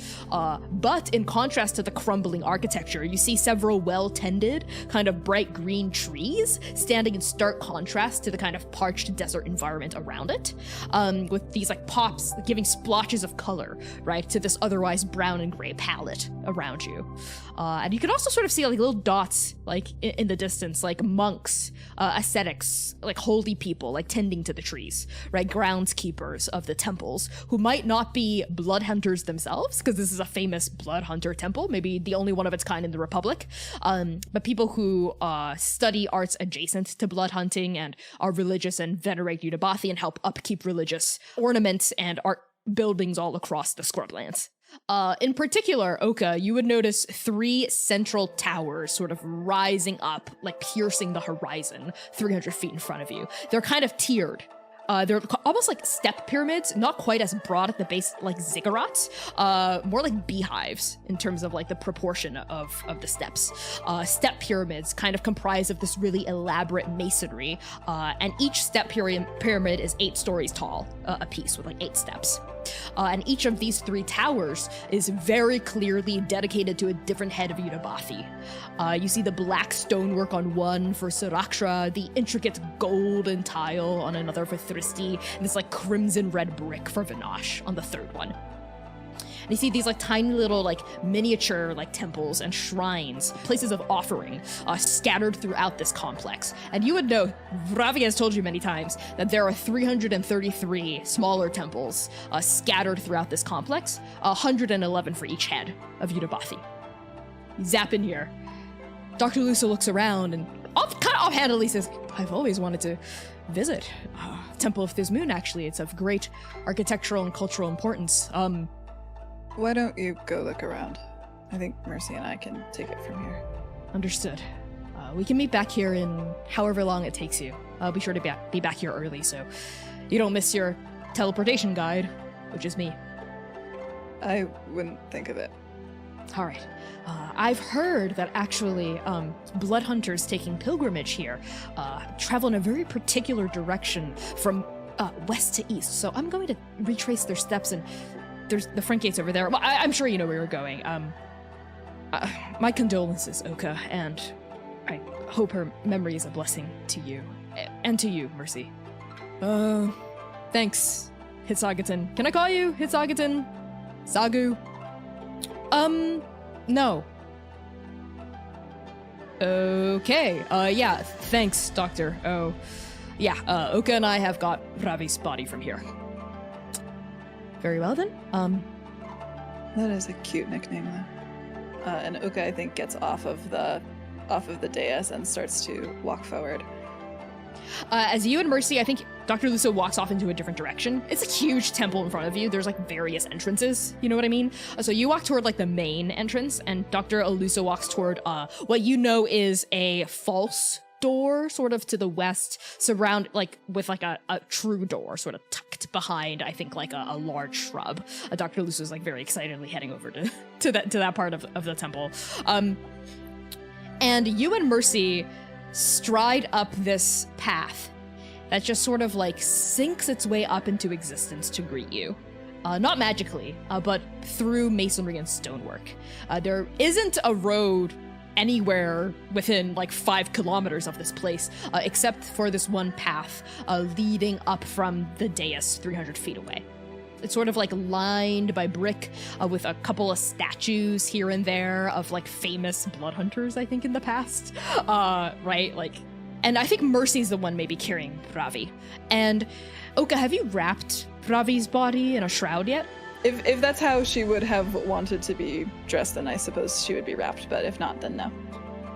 You're right, like it's mostly up to the person, but I don't know if Ravi's ever told you like how she wants to go necessarily, so a lot of these decisions are up to you. Then I think she's unshrouded, because Oka wants her to be able to see the sky, the stars, when they bring them back. It's very beautiful, yeah. Unshrouded, the two of you walk up until you reach the complex proper. And there's this like big archway, right? Like these beautiful like stone, like hand-carved pillars, right? Like routing them with these messages and sigils like wrapping around the masonry. Walk past these pillars, this massive vaulted archway, and into like I think the beating heart of the complex, where in the center of it, I think maybe flocked by like multiple attendants and like holy folk, the two of you see a dried up fountain, sort of like nestled within the well-kept shrubbery amidst this crumbled ruin. And a massive statue sort of sits in the cradle of the basin of this fountain, which is the likeness of a Goliath woman with 4 arms. 2 of these arms, sort of on her like lower torso, are cupped in front of like her chest, almost like in reverent prayer, like her head is down, and the other 2 arms are like sort of clasped above her head, also in prayer. And this dry fountain, there's not a speck of water in them, and actually like, as the snow flecks down, like some snow is like rhyming on the statue, this fountain sits in the middle of these 3 towers, right? And the earth around the statue, I think, looks quite soft, and there's like a couple of flowers blooming. What do you do? I think Oka just starts working. They instruct Mercy to bring Ravi's body to the fountain and instruct her to lay Ravi's head in the hands of this statue that are like down, so that this statue's like hands are cradling her head. And then they step back and they kind of look at Mercy. This is the part that we stay for. After this, when her body drains of blood, then the gardeners will bury her, and but this is where we say goodbye. Mercy nods, like looking at Ravi's body, which looks like oddly serene, I think, lying there, almost like she's just sort of taking a nap. Right? Like her head cradled in the palms of the statue. Okay. Mercy steps forward. Right? Like the snow sort of filtering down gently in front of her face. Ravi. You were and you still are my best friend. Sorry, frog in my throat. This air is really cold. When you found me, I didn't know I didn't know what you were saying to me because I didn't understand the language you were speaking because I'd been raised by monsters. And you taught me how to be a person. But you also taught me that being a monster isn't such a bad thing to be. And I know we've had our differences. Gods, we've had a lot of differences in our lives, right? I mean, starting from when I would just steal your food and then lie about it, silly shit like that, to really big shit like when we told each other that we loved each other, and we did, but it just didn't work out like that because we don't make good girlfriends. Ravi, we never have. We're too big. Not enough room for two divas in a relationship. But you've always been my best friend. You've always called me on my shit, even when I didn't want you to. When I told you to shut up, you always did. You were never dishonest to me, Ravi, and there's not a lot of honest people anymore here. I miss you. Already. I don't know if I'm ever going to stop missing you. God, fuck. Oka, can you... Mercy, like, steps back. Like her voice cracking, and she just sort of like pinches the bridge of her nose for a second, and you see like a sob sort of rack her shoulders. She like holds up a hand, you know, even though she asked you to step in, she holds up a hand for you not to say anything, and then a couple minutes pass, and then she like lowers her hand, opens her eyes, which are like blurred with tears, looks at Ravi's body. I love you, Ravi. I'm sorry I never said it enough. I know your soul is wrapped around a chisel right now. But when we save the world, Ravi, when we bring back the stars, when we kill the fucking stranger, then when Andake is safe again, I'm gonna pray to you. And I hope you'll hear me. And I hope that in the after you'll get to look at us and laugh at how stupid we're being. And, one day I'll see you again. But until then, kick some ghost ass in the afterlife, will you? This one's for you. And it's really good wine, Ravi. So, I hope you know how much this means to me. And she reaches into her tunic, takes out a flask, and pours it out for Ravi. Traditionally, it's supposed to be blood, Mercy. But well, it's red. Should I cut my palm or something? No, it's that was nice. Okay, your turn. And Oka steps forward. And I think they take out Dream Hunter first. And they cut their palm. And they put just one like handprint on the blade. And they touch it against the fountain as they speak, and they just kind of watch the blade move. You, Ravi, mentor of pain and grief, hard words, bone sunder, and even your soul blooms red and violent. You told me once that blood hunters don't get vigils, and I stayed up all night to prove you wrong. And you told me once that I spend too much time counting the teeth of demons and I didn't understand you, because isn't it better to know how your enemy bites? You tried to teach me that focus is a double-edged sword, that I could fight, but what was the use if I had nothing worth fighting for? Lonely is a blade, too. I know I wasn't your only student, But there were times when you were the only person in the world watching out for me. You told me my sword forms were shit. You told me my attitude was shit, even though you know what I've been through, you fucking asshole, and you made it better. You made me better. And when you sent me off with the hounds, you knew that I could be better. And I took this god for you, Ravi.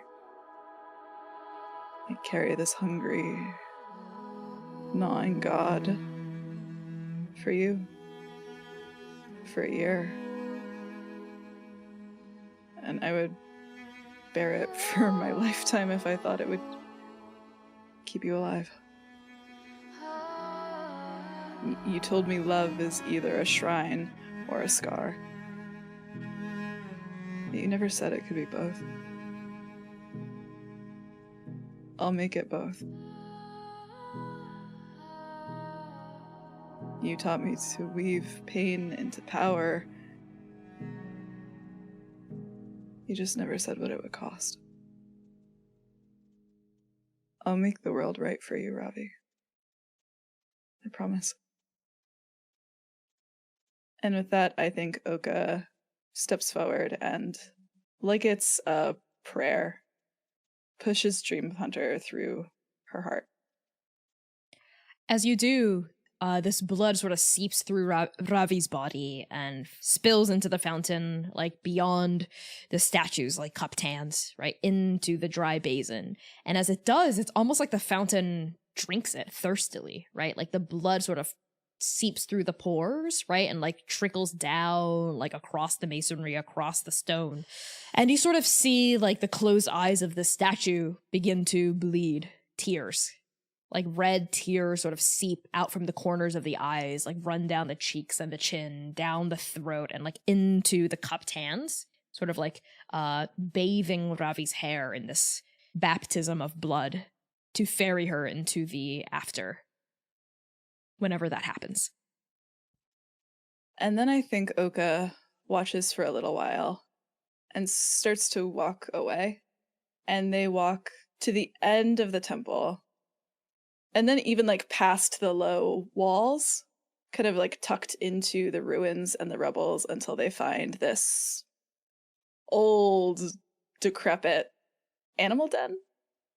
And they look at it, and I think there's this like flash of a memory of them still in their like royal clothes, having just been exiled, their hair like cut short, still covered in their own blood, stumbling like down into it. And I think Oka just kind of stares at it and sees the like memory of Ravi coming, pulling them out.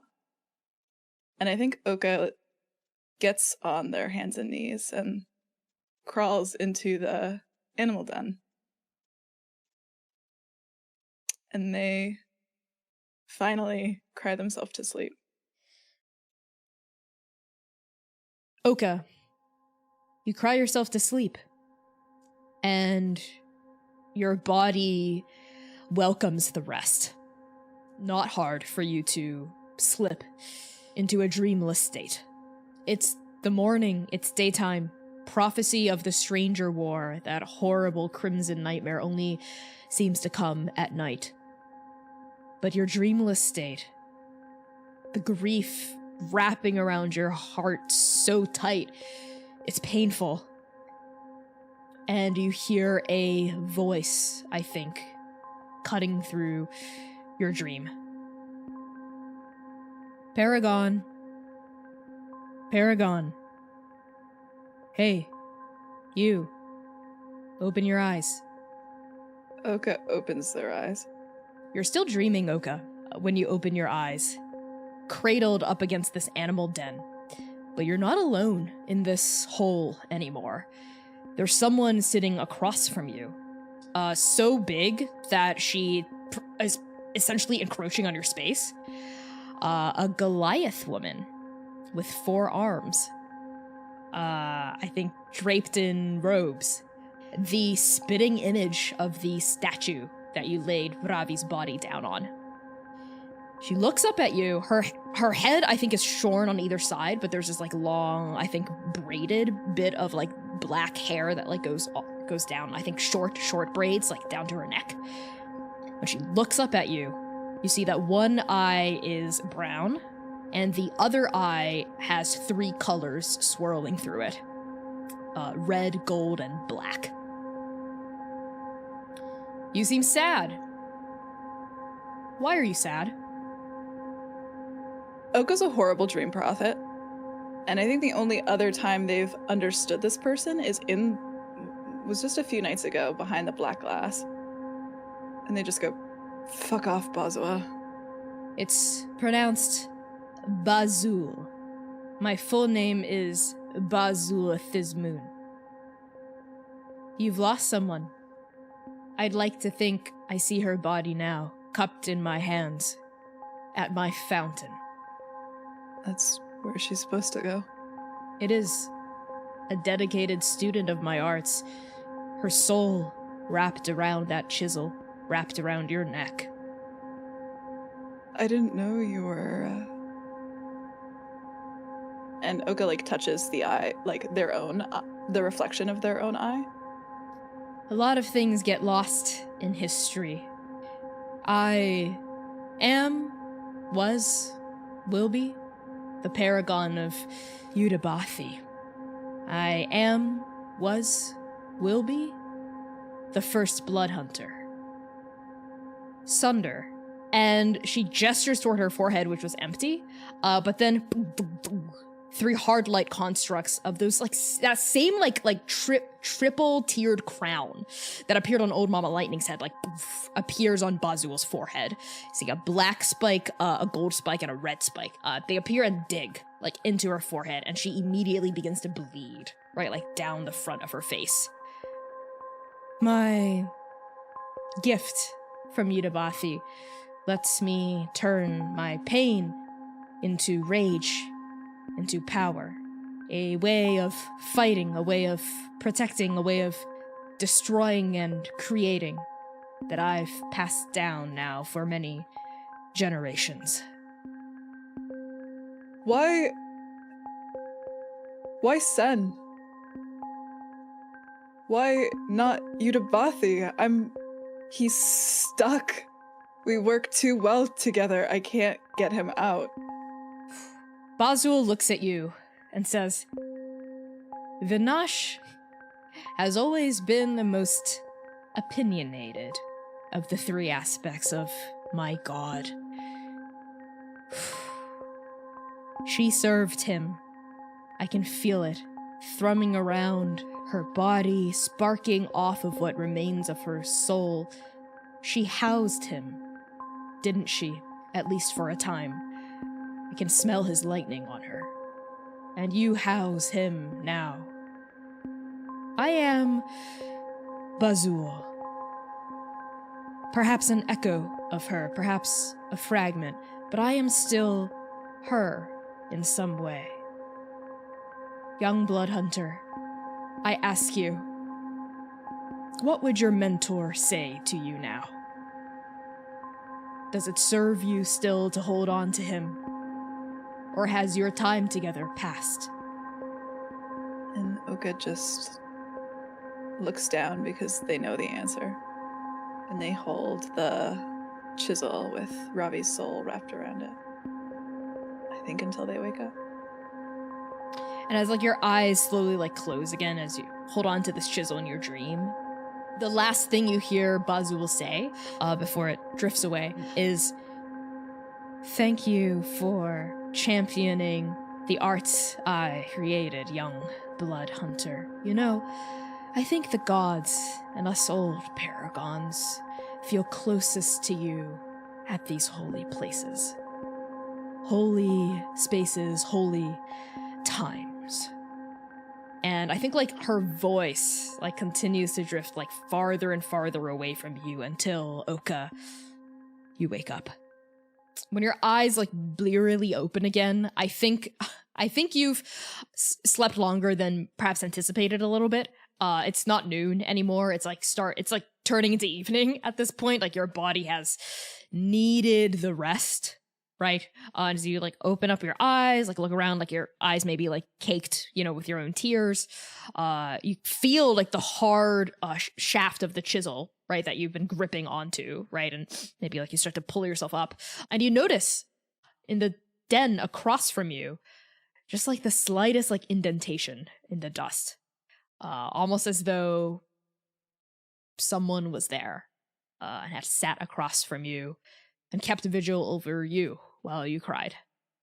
And you feel maybe the warmth of Bazul's voice and the warmth of Ravi's memory as well sweep up with a breeze, like from that indentation toward you, almost like wrapping you up in a hug amongst all the snowflakes.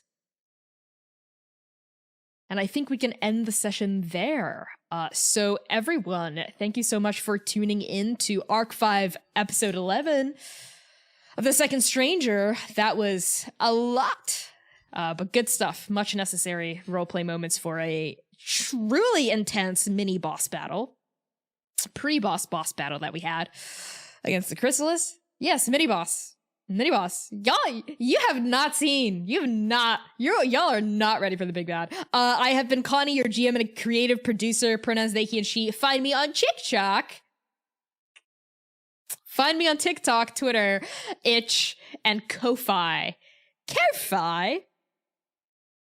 At by Connie Chong, BYCONNICHANG. I'm gonna pass along introductions up over to Quinn.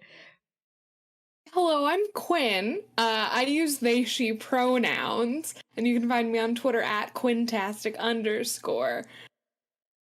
And I'm gay. Dare. Hi, gay. I'm Dare. My pronouns are she, they. Thank you all for watching. You can find me on TikTok, Twitter, Tumblr, I guess now, at Dare to Dream RPG, DARE, 2, DREAM RPG. We'll unpack all of that at some point. I'm gonna throw it over to Humna. Yes, hello. My name's Humna, and I use any and all pronouns, and I'm a TTRPG performer. You can find me on Twitter at @shahid_, where I talk about all of the different projects that I'm a part of. Yeah, this has been a lot. Jerron needs therapy. I'm gonna pass it on to C. Hi, therapy. I'm C. Hi. I didn't work as well as Dare, but I tried. Hi, everyone. My name's C. I use they, them pronouns. I am a tabletop performer, digital artist, lore keeper, dramaturg of many hats. You can find me making very trans, very gay art on the internet at PieSharpArt. That was really beautiful, Connie. Thank you. Yeah, I played Oka Hien, processing their grief. Oka processing their grief Hien, who uses they, them pronouns. So they're also gay. With that, you could use Connie. I'm Connie. Hi, Connie. I'm Connie. So that was great. We love. Sorry, I need a moment from that because that was a lot, but it was great. We're gonna be rating someone really awesome. I'm gonna add the saddest music. over that.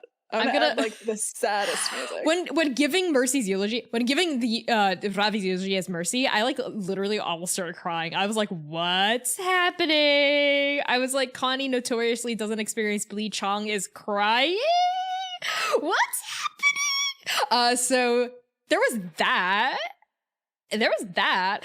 We're gonna raid someone really great. Use our raid message in chat, !raid to get it. It's gonna be someone awesome. I know there's a lot, so if you can't hang out, that's fine. Just let them know Transplanar sent you. Throw them a follow if you like their stuff. We love y'all so much. See you next Saturday, 5 p.m. US Central Time, Pacific, 7 p.m. Central, 8 p.m. Eastern. That's when we stream.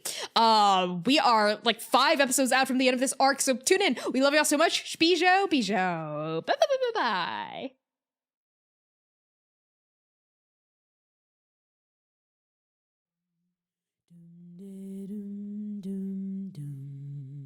Doom